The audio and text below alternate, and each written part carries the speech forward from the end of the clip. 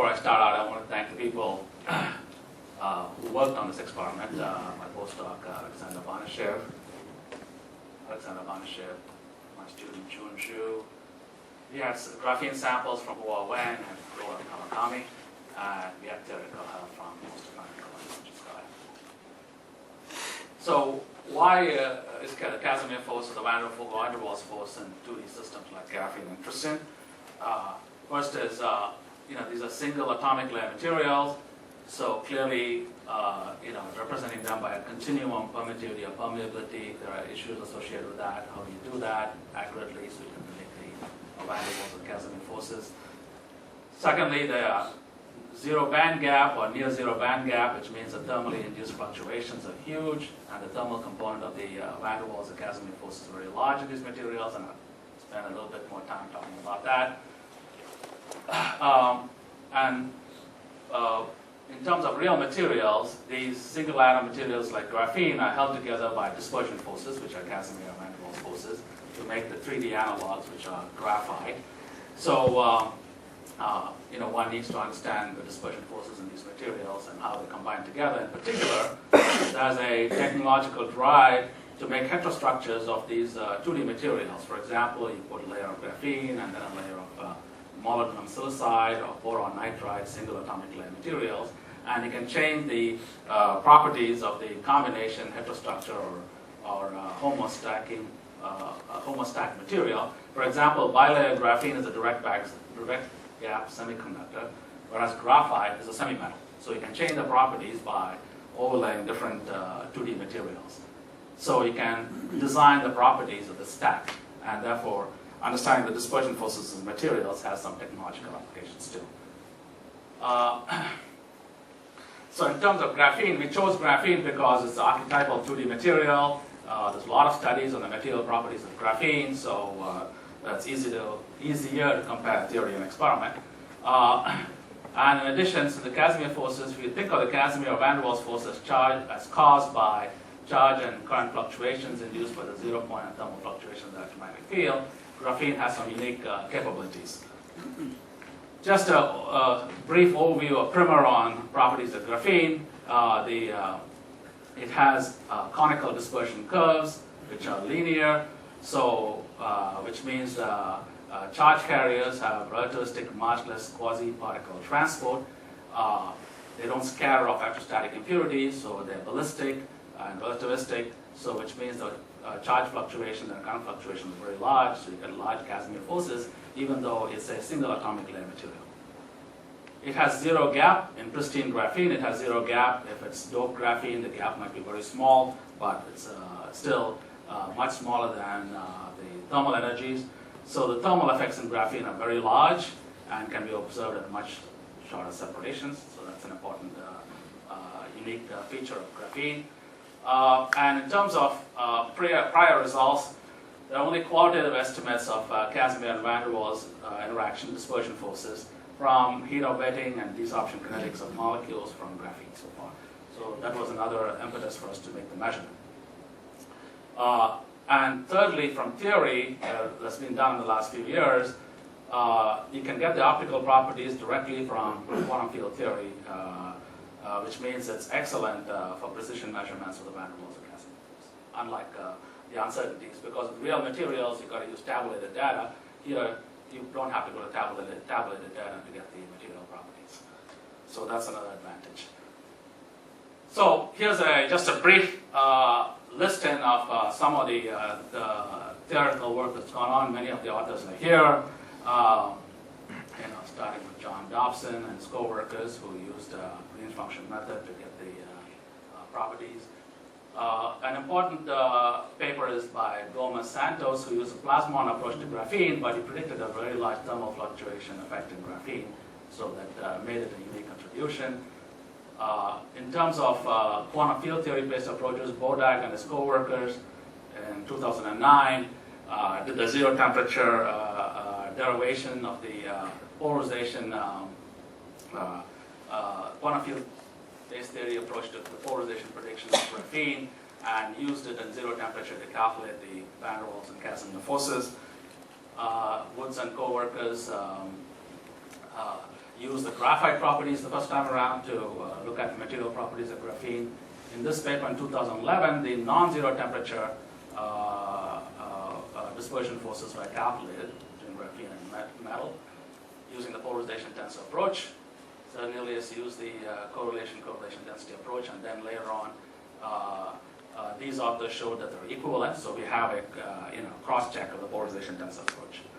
So that's just some of the people who worked there. I mean, many more papers on the theory of the graphene. In terms of experiments, we've done some experiments which I'm going to tell you about today. Okay, so we use CVD-grown graphene. This is an optical micrograph of the graphene that we use. The grains are about 50 to 100 microns in size. It's grown by chemical vapor deposition on a copper foil. Then we get the copper foil out and transfer it to silicon dioxide grown on a silicon wafer. We make the electrodes on the graphene to make electrical contact by E-beam lithography, and we bond gold wires to it to make the electrical contact. The thickness of the SiO2 is 300 nanometers, and the silicon is boron doped. We check the quality of the graphene by doing Raman spectroscopy, and we check the mobility on the graphene by doing quantum Hall measurement, and we get very good mobilities of 3,000 centimeters squared by volt second, and the impurity concentration is very low. Okay, for 1.2 times 10 to the 10. So the experiment is a standard Casimir force measurement where we measure the force gradient between a large gold-coated sphere and a graphene. Like I said before, the graphene is on 300 nanometers of SiO2, which is grown on boron-doped silicon. Since the SiO2 is grown by epitaxy, the roughness is very small, 1.5 nanometers. The gold coating, which is on the sphere, is 280 nanometers, and it also is very smooth, about 1.6 nanometer roughness. So the roughness contribution is less than 0.1% for this kind of roughnesses. So we measure the force gradient. We use a hollow sphere, whose radius we measure with the electron microscope. It's about 54.1 micron, and I'll tell you the reason for the hollow sphere in the next slide. So the way we measure the force gradient between the sphere and the graphene, and as a function of distance between the two, and this is just a simple harmonic oscillator equation to look at the forces acting on the sphere here. The sphere is on a cantilever. We look at the resonant frequency of the sphere using the interferometer, and the gradient of the interaction force is related to the shift in the resonant frequency. So if there's a force gradient, then the resonant frequency shifts by this delta omega, and we can calibrate this delta omega using electrostatics. So we measure the resonant frequency shift of the cantilever as a function of distance. We use a phase-locked loop to drive the cantilever at the resonant frequency. It has a very large dynamic range, which is one of the requirements. It has excellent signal to noise. We need high Q oscillators at a high resonant frequency. That's the reason we use a hollow glass sphere. So to reduce the mass, so we get a high resonant frequency. Okay, so here's a schematic of the experiment. So we do the experiment in a vacuum chamber, which is 10 to the minus 9 torr, and we measure the gradient using this interferometer as the graphene is more closer and closer to the sphere, and we look at the distance moved by the graphene in this second interferometer, which is plotted here, and we know how much the graphene moves in relationship to the sphere, but we still need the absolute separation distance we need the closest separation between the plate, which is graphene, and the sphere, and we measure this through electrostatics. I'll tell you a little bit how that's done. So we measure the frequency shift, which is plotted on this axis, as a function of the distance moved by the graphene, and using this interferometer, and in this vacuum. So we apply different voltages. The key is, going back to the last slide, we apply voltages to the graphene and measure the frequency shift. That's how we calibrate the system, and that's shown in this slide. Okay, very good. So on this axis, we plot the frequency shift as a function of distance moved by the graphene, and these different frequency shifts or different voltages applied to the graphene. We start at about 38 millivolts. The voltages applied are very small, 38.5 millivolts all the way to plus 18.4 millivolts. So it's very small voltages applied to the graphene, and measure the frequency shifts as a function of distance. And as Jeremy talked about yesterday, if you look at the electrostatic formula, force formula, it has this quadratic dependence on the voltage. And you can, so at every separation distance, you can get parabolas, which is a function of voltage. And from the vertex of the parabola, you can identify the voltage at which the electrostatic force is goes to zero, so from the vertices. And so we plot out these parabolas at every separation distance and look at what voltage makes the electrostatic force go to zero. Okay. So the frequency shift that we measure depends on the gradient of the total interaction force, and since we're applying voltages, the interaction force is both electric and van der Waals Casimir is both there. A couple of things we don't know. One is, like I said, we don't know the absolute separation distance. We don't know what the closest approach between the gold sphere and the graphene is, so that we call minus z sub 0. We know the distance moved by the graphene from the interferometer. So this one we know, but this one we have to get from electrostatic forces. And that's buried in here because this is a capacitive term in the electrostatic force, and that has the distance in the closest approach. And the other thing we don't know is to calibrate the spring constant of the cantilever. We don't know that either. So we repeat the experiment for 11 different voltages that we apply, and we also apply the voltage that makes the electrostatic force go to zero and make the frequency shift measurements when the electrostatic force is 11 times. So we get 22 data sets, and then we keep repeating these 22. So like I said, one thing we do is we also correct the separation distance for any drift in the distance between the sphere and the plate. And the system, we measure the drift by looking at sitting at one voltage and looking at how the curve moves as a function of time. And from that, we can tell how the system shifts, and we can measure the shift to be about 3 picometers per second. Okay, so we do that correction. As I told you, we look at the parabolic dependence on the force gradient on the voltage. That's these. Identify the voltage at which the electrostatic force goes to zero from the vertex of the parabola. Okay, and we'll also look at how that potential, whether it has any multiple behavior, which would be anomalous electrostatic forces in it. I'm going to show you that next. So here's that residual potential, V0, as a function of distance. And we look to see if there's any anomalous behavior that looks like a monopole, that looks like it's showing constant behavior. So these two samples of graphene that we've done in this experiment, and they both show different residual potentials. One's at 18.4 plus minus 0.9 millivolts, but there is no anomalous behavior, it's very flat. And the second sample has a different residual potential of 65.7 plus minus 0.9 millivolts again, but it's very flat with separation distance. This tells you that if there are patches, these patch sizes are very small, so they behave almost like monopoles. They have constant potential. You don't see any distance dependence on the patches for the distances that we are looking at here, which is 300 microns.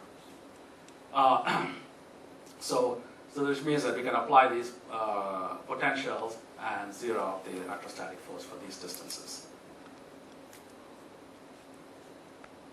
So once we're done, then we take the curvature of the parabolas, which has all the capacitive terms in it. So that's shown here, function of distance, and pull out two parameters, which is the spring constant of the cantilever and the separation distance, closest separation distance, two unknowns that we have. And we check for systematic errors in this. So this is just the electrostatic force fit, which is a solid line, it's a theory, and the dots are the data. And so we look for this closest separation and the spring constant of the cantilever. And a couple of things we check for systematic errors here is we fit different sections of the curve, starting from here up to here, or going larger distance and larger distance, so on and so forth, is shown on this axis. Those are the different points fit to different sections of the curve, and we look to see if there are any systematic errors. This will tell us if we calibrated the distance well or not, okay? How good a distance calibration is if we see any systematic errors. So this tells us we're good with distance, there's no anomalous drift in the system, etc. So once we've done that, then so we got the total measured gradient. We have to subtract, there's an electric force there, there's an applied voltage, there'll be an electric force, we have to subtract out that, and then we'll get the van der Waals or Casimir force gradient. If the electric force is cancelled out by applying this V0, which is the residual electric potential, then we don't need to subtract out the electric force. So then we get the measurement, and then we compare the theory. The theory that we're using in this is the polarization tensor approach. So this is a free, in Lifshitz formula. This is just the standard Lifshitz free energy for two plates. By use of proximity force approximation, the gradient between the sphere and the plate is going to be equal to the pressure, which is the derivative of this free energy. It's written the standard way in terms of the Lifshitz, the reflection coefficients, the Fresnel reflection coefficients, one for gold and two for graphene. This is, for example, in terms of gold, for gold, you represent the reflection coefficient in terms of the epsilon, which are from the tabulated values in Pollock. The key difference is, since we're using dissimilar materials, we're using gold and graphene, we don't run into the problems of whether we want to use Drude or plasma. That's not an issue here. Okay, we're using dissimilar materials. It's very important. So that's why it makes these measurements with graphene more relevant to the discussion. So we don't have issue what happens at low frequency, whether we want to do Drude or plasma. It doesn't matter. So we use the complete tabulated data for epsilon. Zeta is just a normalized Matsubara frequency, and Y is just the same K perpendicular, which is the projection of the K vector on the plane. So no difference of standard approach. For graphene, we use the polarization tensor to represent the reflection coefficients, okay, and get the theory of the graphene on the SiO2 substrate. So here's the experiment. So on this side, I'm plotting the gradient of the Casimir van der Waals and Casimir force as a function of separation distance for 4 different separation distances, up to 280 nanometers. This goes from 280 to 350, 350 to 420, and 420 to 500, just so we can see the whole change as a function of distance. The crosses are the error bars. The size of the crosses represent the size of the error bars. In the horizontal direction, our uncertainty is about 0.4 nanometers. In the vertical direction, the error bar on the force is 0.64 micronewtons per meter. The random error is very small, 0.18 micronewton per meter. Most of the errors in the systematic error from the calibration. And the pink line is the Lifshitz theory using the polarization tensor approach to the graphene, representation of graphene. The thickness of the line includes uncertainty in the theory. That mostly comes from our uncertainty in silicon. Knowing the doping density of silicon precisely, we have a factor of 2 uncertainty in that. So that's primarily where the thickness of the line comes from. But you can see there's good agreement between experiment and theory all the way at all the distances from 220 all the way to 500 nanometers. So this is the second sample. So we did it on 2 samples. This is the second sample. Again, the gradient of the Casimir force plot is a function of separation distance for 4 different separation ranges, 280, 280 to 350, 350 to 420, and 420 to 500. Again, the crosses of the error bars are the same size. The size of the error bars is the same. Horizontal 0.4 nanometers, vertical is 0.64 micronewtons. And the pink line of the theory, and again, good agreement between experiment theory for a second sample. So you can also say, not only say that the experiment agrees with the polarization tensor approach of graphene, but we can rule out some more classical models that are used to define the properties of graphene. For example, in this case, we compared it to the hydrodynamic model, which just assumes that the graphene is a positive sheet on which we have a fluid of negative charges. A very simple approach to describing graphene properties. And here, of course, the dispersion is quadratic, not linear, like you should have for graphene. So you can tell. So here I'm plotting the force gradient as a function of separation distance for 2 different separation distances, and the black crosses are the experimental errors, and the blue line is the prediction of the hydrodynamic model. Okay, and you can see the experiment doesn't agree with hydrodynamic models, so you can rule out some of the simpler models of graphene by comparing experimental theory. Then here's, since we've been talking about additivity this morning, we can show that van der Waals and Casimir forces are non-additive. So here in this case we had a silicon substrate on which we had SiO2 on top of the SiO2 graphene. So the green line, so here I'm plotting the gradient of the van der Waals or Casimir force as a function of the graphene gold sphere separation distance. And the green line is, you don't have the graphene, you just have the van der Waals Casimir force between Si and on top, SiO2 on top of Si and the gold sphere. You don't have graphene, that's a green line. The blue crosses are the experimental data. And the red line is you added just a single sheet of graphene on top. Okay, you're just adding it. And you can show that the data falls above the line without graphene, but below the line with graphene that just added on to the silicon SiO2 substrate. Okay, so you can show that van der Waals and Casimir forces, dispersion forces in general, are non-additive. Okay, so and the graphene effect of the graphene is about 9% higher than just coming from the silicon and SiO2. Okay? All right, so the Casimir and van der Waals forces are non-additive, as this is consistent, of course, with theoretical expectations. So what about the thermal effects?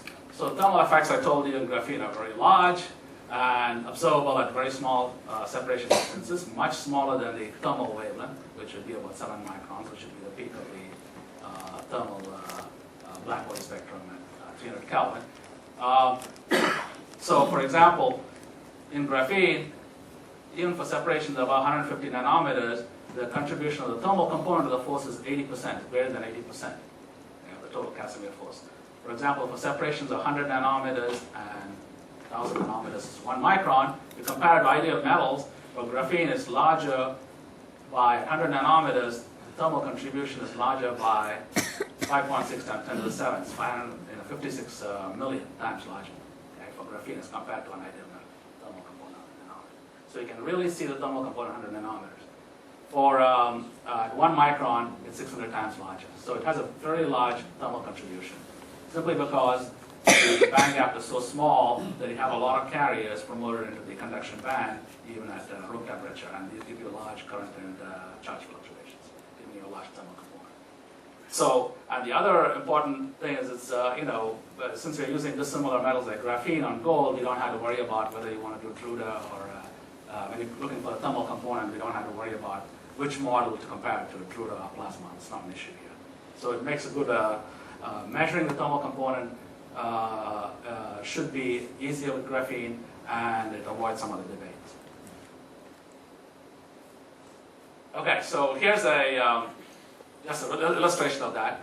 The one difference is, if graphene is not pristine, it is doped, or it has some impurities on top, then it can get a band gap.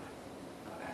So there's a band gap. This helps you, first, of course, it's an uncertainty, but it also tells you the role of where the thermal fluctuations come from and why they are so large. For example, here's a normalized Casimir pressure for graphene, where normalized with the ideal metal plate as a function of gold plate and graphene separation. If it's at 300 Kelvin, if there's a band gap, pristine graphene has 0 band gap. The maximum band gap that's expected in graphene is about 100 millielectron volts, or 0.1 eV. So these gaps at 300 Kelvin, the temperature, thermal energy is so large, it doesn't matter what the gap is. Okay, there's enough carriers promoted the conduction band. That's very little difference between what the gap is or what the impurity level of graphene is. If you go down to 77 Kelvin, you can really see the difference, because if the band gap is small, the normalized pressure is like this shown in blue. The band gap is 0.1 eV. It's down here. So there's a big difference between 0 band gap and 0.1 eV band gap. And the reason is because for these thermal energies, you're not promoting as many carriers into the conduction band. That's why you can tell. So the real reason that you get such a large thermal contribution from graphene is because of the small band gap. Okay? And by the way, this 0.1 eV is very artificial. It's a very large band gap. You don't expect such large band gaps in graphene. Okay, so here's our data. There's a gradient of the Casimir and van der Waals force on this axis, plotted as a function of the graphene AU sphere separation. And the black squares are the data. The red line is the 0 Kelvin curve for graphene. And the blue line is what you get at 300 Kelvin. Okay. So with the experiment right now, whether we have it on we can barely tell that we're on the 300 Kelvin curve up to about 300 nanometers. Afterwards, we cannot tell because the error bar overlaps 300 Kelvin and 0 Kelvin. So we cannot tell the temperature effect with the experiment we've done.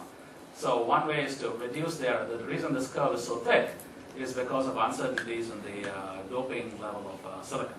And we don't know how to quantify that exactly. So we want to reduce the thickness of this curve by moving the silicon far away from the graphene, and that's what we're working at. Okay? And then we should be able to tell the thermal effect of graphene. And so the way we're doing the experiment now is to have a very thick layer of SiO2, 3,000 nanometers, 10 times thicker than before.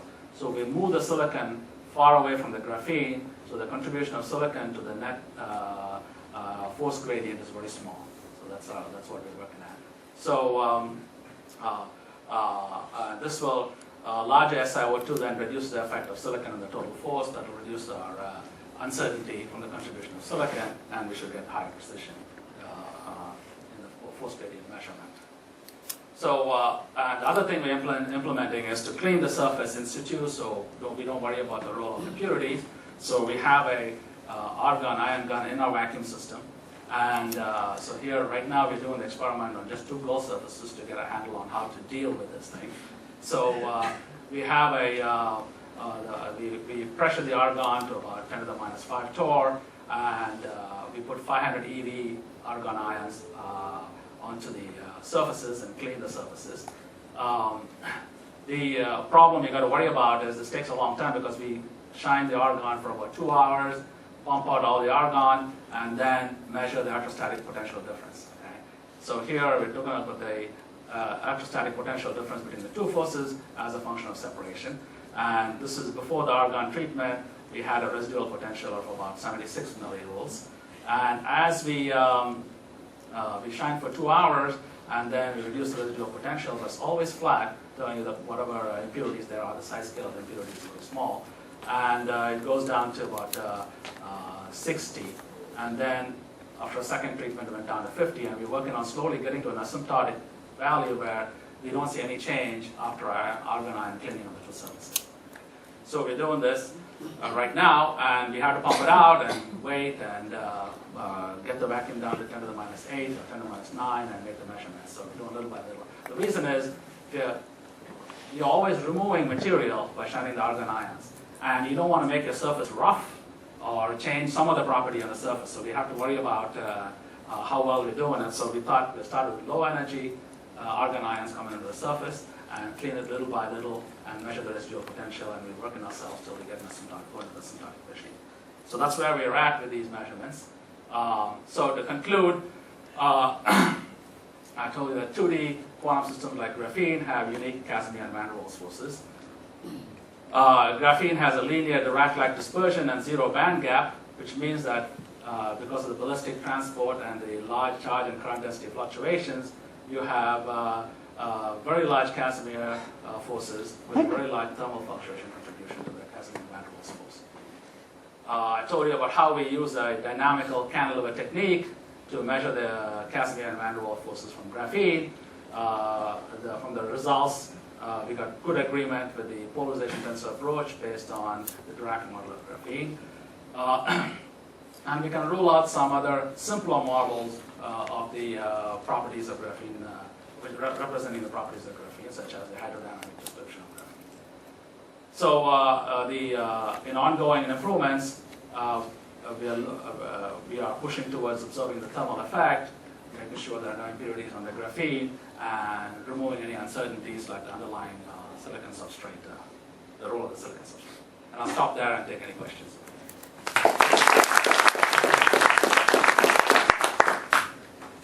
Question there? I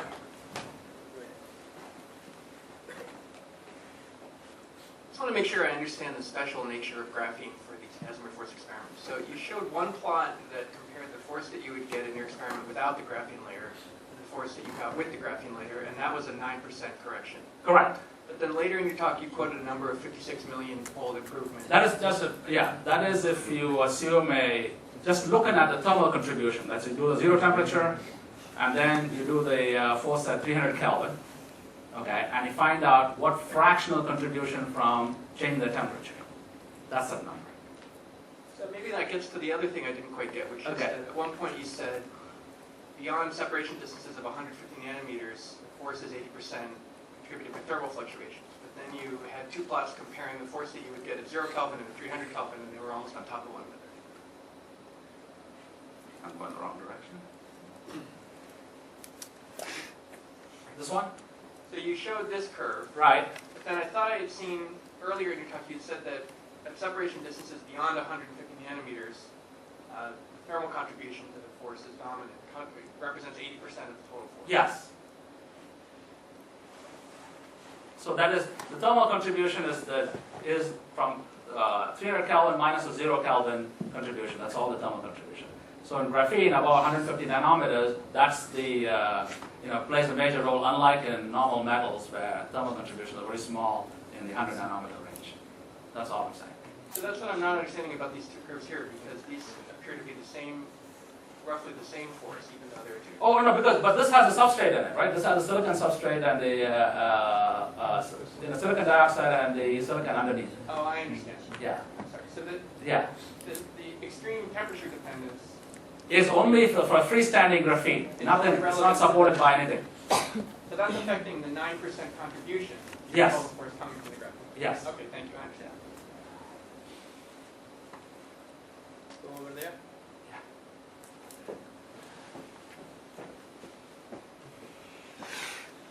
I have a question about the difference also on the force that you measure on the silicon and the graphene covered silicon.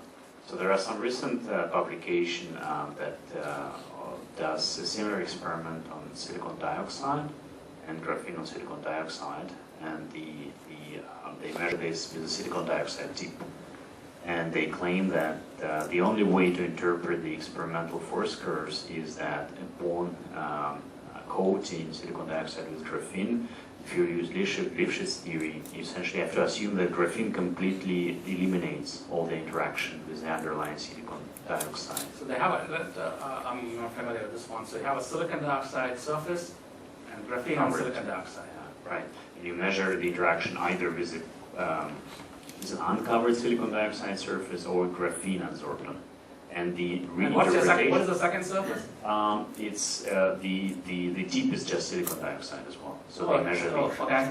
And then the interpretation is that the absorption of graphene completely screens the interaction with the underlying surface. So how can you reconcile? I have to look at it to make a real decision. But we don't like using silicon dioxide surfaces because we like conductive surfaces because all our calibration is electrostatic. If we use dielectrics, we cannot calibrate our system, so that's why we have metal and graphene. So I don't know how they calibrate the system. It'll be completely different from what we do, which is electrostatic. But I have to look at it and you can tell me. Thanks. I had a question about the temperature dependence. You mentioned doing experiments at 300 and doing them at 77 Kelvin. And I was wondering if what the thermal expansion coefficients are for graphene and silicon, if that could stretch the graphene lattice and cause bending. Okay. But that's not an experimental result. That's just a theory curve. That wasn't an experiment. Okay. So that was just to show that when you change the temperature, the thermal contribution changes so much when the band gap is finite. Okay, just to show that the thermal contribution, the reason it's so unique is the thermal contribution comes from the near zero band gap and promoting carriers in the connection. That was all but that's theory, not experiment. So are you planning experiments? Is that an issue? We are planning experiments, but we haven't run into the issue because we haven't done it yet. One more.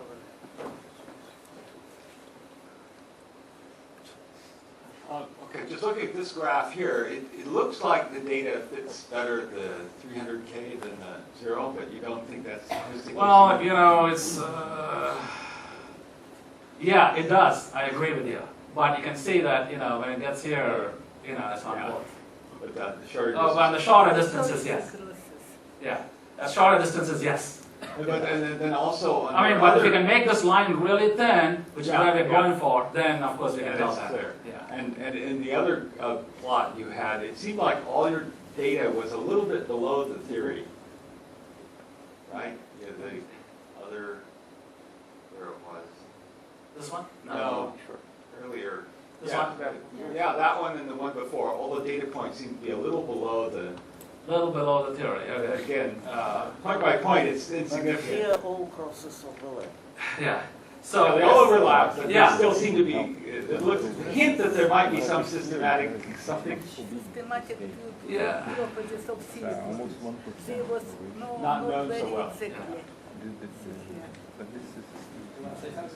I just wanted to ask, are you able to get the sphere close enough and maybe lower the temperature a bit that you get out of the thermal regime into the more or less zero temperature regime? You know, we run into some we have nonlinearities associated with how we treat the cantilever, you know, at the precision we want. If we oscillate the It's cantilever. difficult to get the Yes. distance right at short distances. Yes, and you know, because there's, the cantilever is oscillating and we can't change the first order approximation. So the amplitude of the oscillation Yes, we have to becomes a worry about significant it. fraction. of- Exactly, exactly. Okay, thank you. Okay. You know, 10 nanometers, 5 to 10 nanometers. Yeah. So that's why we are limited to about 200 and above.